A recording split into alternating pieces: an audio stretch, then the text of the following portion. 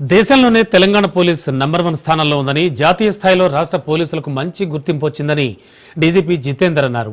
DGP Jitender పదవీ విరమణ కార్యక్రమం తెలంగాణ పోలీస్ అకాడమీలో ఘనంగా నిర్వహించారు. ఈ సందర్భంగా పోలీసుల నుంచి ఆయన గౌరవ వందనం స్వీకరించారు.